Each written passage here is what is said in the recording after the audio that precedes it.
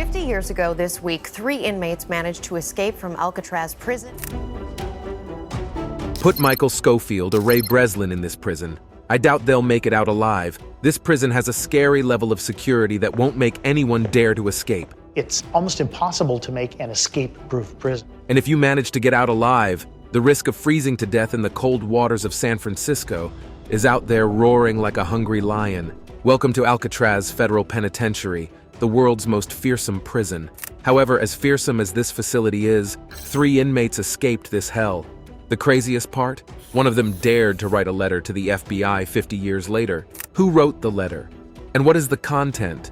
Join us as we read together what this audacious human wrote to the FBI.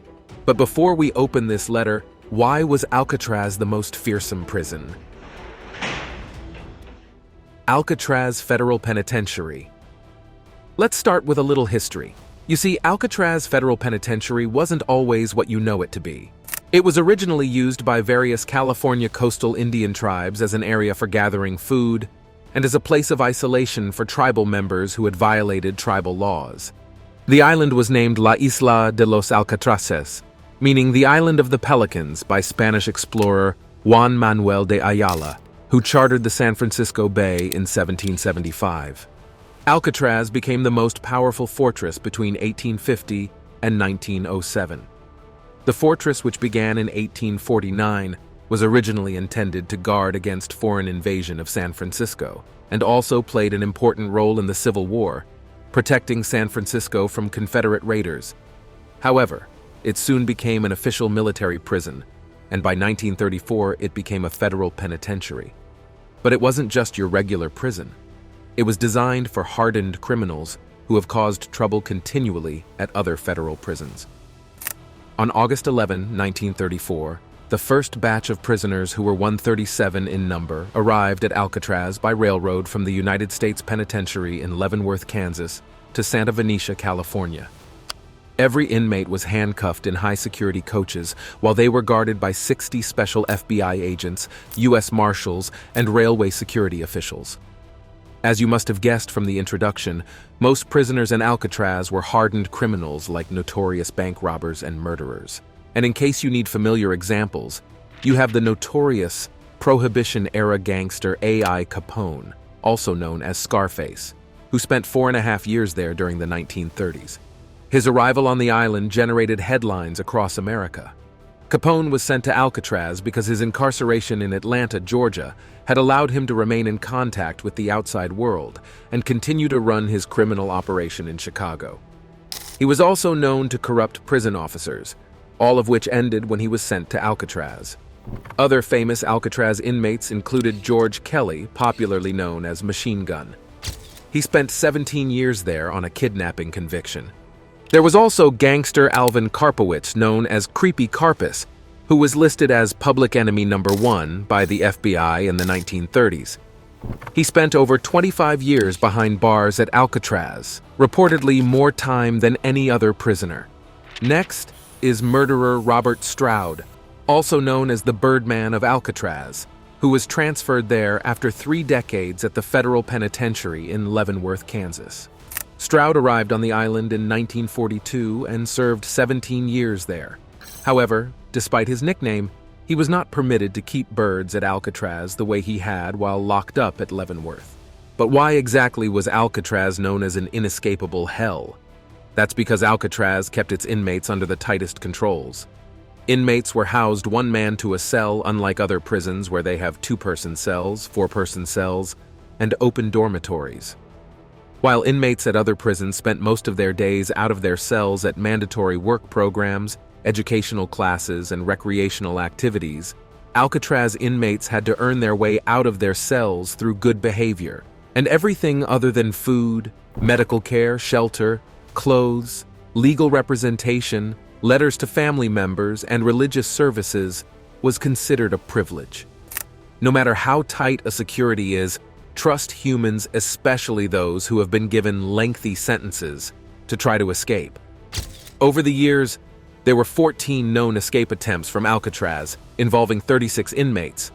But of the 36, 23 were captured, 6 were shot and killed during their attempted getaways, 2 drowned, and 5 went missing and were presumed drowned. However, the most famous escape attempt occurred from May 2 to May 4 of 1946. 6 prisoners overpowered cell house officers and were able to gain access to weapons. But unfortunately, they could not get the keys needed to leave the prison. The escape attempt resulted in a battle where 2 correctional officers were killed and 18 others injured. But before there were more casualties, the U.S. Marines were called in, and the battle ended with the deaths of 3 of the rogue inmates and the trial of the 3 others, 2 of whom received the death penalty for their actions. As these escapes were unsuccessful, the prison authorities were so relaxed that no human was capable of escaping Alcatraz. But little did they know that some inmates would challenge their beliefs. The daring escape plan. 3 inmates named Frank Morris and John and Clarence Anglin dared to escape the supposed inescapable hell of Alcatraz. You see, Frank is not a person with a regular kind of story. He had been abandoned by his parents at the age of 11, and by the age of 13, he'd already racked up his first criminal conviction. Throughout his teens, he was arrested and charged on multiple occasions for armed robbery and drug offenses. Throughout his youth, he was in and out of correctional facilities. And while in Alcatraz, he was serving a year sentence for a bank robbery. His accomplices, however, were brothers John and Clarence Anglin. They came from a large family of seasonal agricultural workers who traveled everywhere in the country picking fruit and vegetables. Because they were in so much penury, they turned to crime at an early age, first being caught for breaking into a service station at just 14. They started robbing banks and other businesses after their first brush with the law. They were both sentenced to 35 years after being convicted of robbing the Columbia Savings Bank in Columbia, Alabama. At Atlanta Penitentiary, the 2 kept attempting escapes, and so they were transferred to Alcatraz in 1960. There's, however, another inmate in the plan known as Allen West, who is usually not mentioned in every story version. He made up the last member of the escape party. He is a serial offender who had been arrested over 20 times before finally being imprisoned for car theft in 1955. Transferred from Atlanta Penitentiary to Florida State Prison, Allen made an unsuccessful escape attempt and wound up in Alcatraz in 1957 as a result. Because these guys were serial offenders, they knew each other well by the time they were all incarcerated in Alcatraz. After they were all placed in adjoining cells where they could talk at night, they decided to make a plan that would write their names in the history books for life. The orchestrator of the escape plan was Morris, who brought the ideas used in the escape. The 4 men planned to tunnel through the walls of their cells, build a raft, and escape the island by sea. After collecting discarded saw blades from the prison workshops and metal spoons from the dining hall, they crafted a drill from a vacuum cleaner motor. They used their improvised tools to begin widening the holes around the ventilation ducts under the sinks in each of their cells, concealing their handiwork from the guards with painted strips of cardboard. They hid the noise by drilling through into the unguarded utility corridor behind their cells, while Morris played his accordion during music hour in the prison. Each day, an hour was set aside for music to be piped into the prison as a method of calming the prisoners down. Once they could fit through the holes, the men set up a makeshift workshop in the empty top level of their cell block. Here they made the raft they would use to escape, as well as a set of life jackets. The raft and the jackets were made from stolen and donated raincoats, carefully stitched together and sealed by melting the rubber on the hot pipes in their workshop. You must be wondering how they were able to cover up for their absence. Well, they ingeniously constructed papier-mâché versions of their heads from soap, dust, toilet paper, and toothpaste. The heads were made to look realistic with paint from the maintenance workshop and real human hair collected from the floor of the prison barbershop. They were placed on the prisoners' pillows while clothes and towels were stuffed under their blankets in the shape of their bodies. Any guard looking in would see them sound asleep in their beds, when in fact they were up on the top-level building. Finally, on the night of June 11, 1962, the raft was ready, and it was time to initiate the plan. Allen West, who had hoped he would escape the prison that night, had his hopes shattered when he realized the cement he'd used to reinforce the concrete around the vent had hardened, preventing him from getting through the hole he'd made. By the time he'd managed to widen the hole again, his accomplices had gone. Because of that, Allen went back to bed. The next day, on the morning of June 12, after a routine briefing, one of the officers came panicking, saying, "I got a guy here who won't get up for the count." Other officers followed him to see what was going on. When they got there, it was John Anglin's cell. One of the officers, known as Bill, knelt and reached in with his left hand to tap him on the head. The head felt like it crumbled and it soon flopped off onto the floor. Bill was scared to death as he jumped back about 4 feet. That was when they realized something was wrong, and the captain started to ring the bell. While the story of the escape and the mechanics of the plot are well known, deciphering the evidence is what has baffled investigators for decades. So what are the theories, and how do they weigh against each other? The magic of the mystery is that every single piece of evidence, or a theory that suggests the escapees died in their attempt, is another that is of equal weight in making a compelling case for survival. It was difficult to prove or provide evidence on either side of the debate to close the case. A lack of evidence doesn't prove they died, nor does it prove they lived.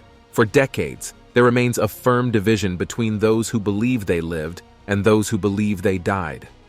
The investigators from the U.S. Marshal Service, FBI, park rangers, and interpreters from the Golden Gate National Park Conservancy provide a balance of theories to visitors who make the pilgrimage to see the crime scene firsthand.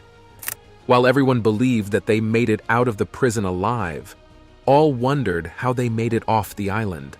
The first and most prevalent theory is that once they hit the water's edge, they inflated their raft and life jackets, then paddled hard towards Angel Island. This was the plan that Allen West recounted to officials, and the only theory that aligns with the physical evidence from the escape. A fellow prisoner, Bob Shibline, asserted that he had been providing Clarence Anglin tide tables torn from a chronicle page that he'd scrapped from a wastebasket left behind by guards. Why is this so important? If true, it means the escapees had at least some awareness of the tide conditions. Another thing thought to make the escape possible is the fact that the Anglin brothers grew up on Tampa Bay, so the brothers were adept at swimming turbulent waters. They knew the nature of ocean currents and the conditions they faced in open water. It was, however, easy knowing the right time to enter the water. Early entry would have seen them swept out to sea, but when they went into the water at 11 in the night, they had a better chance of making it to land. This escape captured the imaginations of the public and soon made the escapees folk heroes. A week after the escape, the prison was put on lockdown to avoid any more problems. Gathering the clues. It was left to the officials to find out how the prisoners escaped and where they escaped. The investigators interviewed Allen West, who told them that they had planned to make it to Angel Island and then cross the Small straight over to Marin. In at least one account, he claimed they had talked about stealing clothes and then stealing a car to drive straight to Mexico. Another convict, Darwin Kuhn, indicated that they had planned this part of the scheme in meticulous detail. If they were pinned down and couldn't progress to steal a car, they'd find a Sears-type store, enter one by one, and hide in a clothing carousel until the store closed. They'd steal clothes, and then find a car, and drive it to an airport's long-term parking lot. He further said they'd leave the stolen car and take another vehicle in hopes that it could be several days before the car was discovered missing. It was roughly only 500 miles from San Francisco to the Mexican border, so in theory, they could make the drive before the first alarms sounded, and they wouldn't be discovered missing until deep past the border. Another convict and conspirator, Woodrow Wilson Gainey, and a childhood friend of the Anglins, suggested they had planned to make their escape from the dock area using a long industrial electrical cord by tying it to the cowling frame near the prop and rudder on the island ferry. Then they would hitch a ride to the mainland. Darwin Kuhn had also claimed he heard them debate a similar scheme. In fact, in Darwin's account, he claimed they planned to use a small segment of steel pipe large enough to thread the cord through. The purpose was to weigh down the cable low enough into the water to keep it from getting fouled in the propeller while in reverse. This theory claimed a boat awaited them near the St. Francis Yacht Club and sped them to a distant harbor for safe passage out of San Francisco. After hearing of the escape, Robert Cecchi, a reputable San Francisco police officer, contacted the FBI reporting that he had witnessed a suspicious boat in this very area and remained convinced he'd witnessed activities linked to the escape. The Anglin's childhood friend, Fred Breslin, had an even more compelling account. In 1992, Breslin, who was a convicted drug trafficker, approached the family alleging he was there to fulfill a promise he'd made to the brothers. He claimed that while smuggling drugs into Brazil in 1975, he'd spent time with both brothers. As proof, Breslin provided the family a photograph he claimed he'd taken of the brothers, and in later years, at least 3 expert forensic analysts gave their opinions stating the photo was in high likelihood the escapees. Art Roderick, the United States Marshal who led the investigation for more than 2 decades, confirmed that they had received leads of the escapees living in South America, though they were never located. The San Francisco authorities set up leads for offices nationwide to check for any records on the missing prisoners and on their previous escape attempts. They also interviewed relatives of the men, compiled all their identification records, and asked boat operators in the bay to be on the lookout for debris. Within 2 days, a packet of letters sealed in rubber and related to the men was recovered. Later, some paddle-like pieces of wood and bits of rubber inner tube were found in the water. A homemade life vest was also discovered washed up on Cronkite Beach, but extensive searches did not turn up any other items in the area. But soon, the case turned cold, as all the evidence didn't seem strong enough. The aftermath. For several decades, the mystery lingered and still interviews were conducted to get the facts about the whereabouts of these 3 escapees.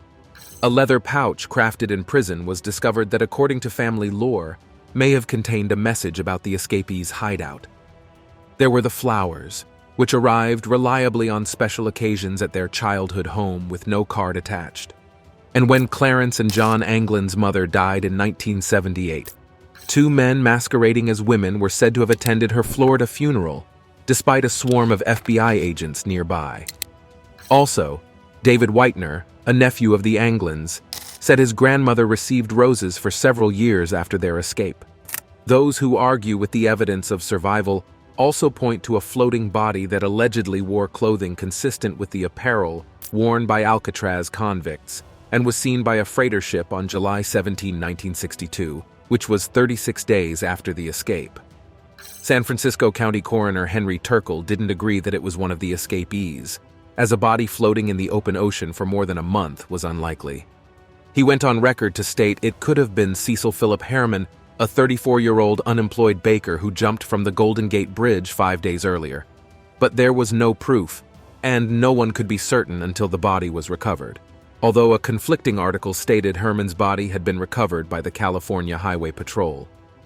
Lastly, on February 17, 1964, a partial skeleton of a male in his 30s washed ashore on a beach near Point Reyes, north of the Golden Gate Bridge. Unfortunately, DNA tests proved the bones didn't belong to any of the escapees, and so the question remained: what happened to the escapees? If they escaped, how did they survive? Possible ally. There are, however, speculations that the escapees had an ally in the prison, an infamous mob boss known for his strong connections and power. Can you guess who? He's none other than Ellsworth Raymond Bumpy Johnson. While it is believed he helped Frank Morris and the Anglin brothers escape from Alcatraz, Johnson remained to finish his sentence. You would wonder why he never used his help to get himself out. According to his wife, it was so he could live life as a free man. By the time he was released in 1963, Harlem had been ravaged by the heroin epidemic. Civil rights leader Malcolm X tried to bring attention to the state of the once thriving borough. It is believed that Johnson offered to protect Malcolm X, who was his longtime friend, notably in the television series The Godfather of Harlem. While he initially accepted, X feared the optics of using mobsters as protection. Just weeks after he waived Johnson's protection, he was assassinated. Johnson's life since he was a child was full of terror and power. At 16, he took a major step in building his gang. Johnson, just like the Italian and Irish gangsters whose territory bordered Harlem, started offering protection services to the black-owned businesses around him. At 17, his behavior landed him in the Elmira Reformatory, but the reform school never managed to set him straight. In the following years, Johnson branched into armed robberies, extortions, and pimping. He was one of the most sought-after bodyguards in the borough. Constantly in and out of jail, he built a name for himself until he was nabbed for grand larceny and went to jail in 1930. When he was released 2 years later, his modest empire was gone, and he was penniless. But he sooner, Stephanie St. Clair, the numbers queen, and the leader of the 40 Thieves gang. As an up-and-coming mob boss, St. Clair had plenty of enemies, and Johnson's fierce reputation made him the perfect right-hand man. What she didn't expect was a man just as intelligent as he was dangerous, and the two became fast friends. This soon became another rise of power which came with enough battles and war. It is therefore believed that Johnson had that much power when he was in prison to help Morris and the Anglin brothers have an easy passage as free men. It seems only the escapees and Johnson could tell us what exactly happened, but unfortunately none of them did. This escape gave more people the courage to try something daring. Example were inmates known as Scott and Darrell Lee Parker. Another escape. Scott was sent to Alcatraz Island in 1959 and given prisoner number AZ-143. On the evening of December 16, 1962, the 35-year-old tried to escape from the island, together with 31-year-old Darrell Lee Parker, a convicted bank robber and hijacker who was sentenced to 50 years. While working on culinary duty in a storage room below the kitchen, the two bent the bars of a window in the latrine of the cell block, climbed down a rope, and made it to the water. They then attempted to float to the San Francisco shore, a distance of 1.4 miles. For that purpose, they made water wings from stolen rubber gloves which they blew up. The escape was noticed at around 4:47 a.m., when Parker had to give up after a short time, because he had broken his ankle during the escape. He was recaptured 20 minutes after the escape was discovered, about 100 yards from Alcatraz Island. Although the Coast Guard was searching the bay, they failed to find Scott. At around 7:40 a.m., the Presidio Military Police got a call from one of 4 teenagers who had found an unconscious man at Fort Point beneath the Golden Gate Bridge.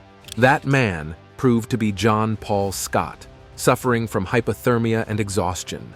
Apparently, he had been carried by the ebbing tide to this location, approximately 3 miles from Alcatraz. After recovering in the Letterman General Hospital, he was immediately returned to Alcatraz. This became another reason to believe the 3 escapees never made it out of the waters alive due to the temperature of the water or the risk of getting eaten by sharks. But 55 years later, the FBI would receive a letter that would reopen the cold case. The letter. For over 5 decades, these men became folklore fueled by Hollywood and popular shows. And in those years, theories about their fate have multiplied as new evidence surfaces. Soon, the FBI received a letter allegedly written by one of the escapees. A part of the letter reads, "My name is John Anglin. I escaped from Alcatraz in June 1962 with my brother Clarence and Frank Morris. I'm 83 years old and in bad shape. I have cancer. Yes, we all made it that night, but barely." According to the FBI, it was the most recent piece of evidence that forced the agency to reopen the iconic cold case. The letter, which was received by the San Francisco Police Department's Richmond Station 2013, stated that Frank died in 2008 and John's brother died 3 years later. The writer then made a deal stating, "If you announce on TV that I will be promised to first go to jail for no more than a year and get medical attention, I will write back to let you know exactly where I am." This is no joke. The FBI could not believe what they saw. The U.S. Marshals, which is the sole agency investigating the case today, says the FBI lab examined the letter for fingerprints, DNA, and handwriting, but the FBI's results were, however, inconclusive. The writer of the letter says he spent many years after he escaped from Alcatraz living in Seattle. He also mentions that he lived in North Dakota for 8 years and currently lives in Southern California.